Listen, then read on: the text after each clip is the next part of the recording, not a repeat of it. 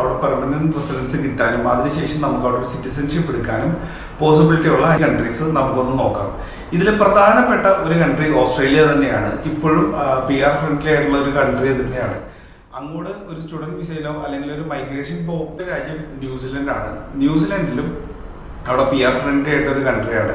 അവിടെയും ഓസ്ട്രേലിയ പോലെ തന്നെ എത്തിപ്പെടാൻ വളരെ പാടാണ്. പക്ഷേ അവിടുത്തെ മറ്റൊരു രാജ്യം അയർലൻഡാണ്. വളരെ ലിമിറ്റഡ് ആയിട്ടുള്ള പ്രൊഫൈൽസിന് മാത്രമാണ് അവിടെ കൂടുതൽ ഓപ്പർച്യൂണിറ്റീസ് ഉള്ളൂ. പക്ഷേ കമ്പാരിറ്റീവ്ലി ന്യൂസിലാൻഡിനെയും ഓസ്ട്രേലിയനെയൊക്കെ ഇപ്പോഴും അവിടെ 5 വർഷം വർക്ക് വിസയിൽ നിന്നാൽ നമുക്ക് 5 വർഷത്തിന് ശേഷം നമുക്ക് PR എടുക്കാനും അതിനുശേഷം 1 വർഷത്തിന് ശേഷം നമുക്ക് ബ്രിട്ടീഷ് പാസ്പോർട്ട് അപ്ലൈ ചെയ്യാനുള്ള എലിജിബിലിറ്റി ഉള്ള രാജ്യമാണ് UK. ജർമ്മനിയാണ്. ജർമ്മനിയിൽ സ്റ്റുഡൻറ് വിസയിൽ എത്തുക എന്നുള്ളത് അത്ര ബുദ്ധിമുട്ടുള്ള കാര്യമല്ല. പക്ഷേ ഒരു ജർമ്മൻ പാസ്പോർട്ട് കിട്ടാൻ വേണ്ടിയിട്ട് നമ്മൾ C1 C2 എക്സാം വരെ. കാനഡയാണ്.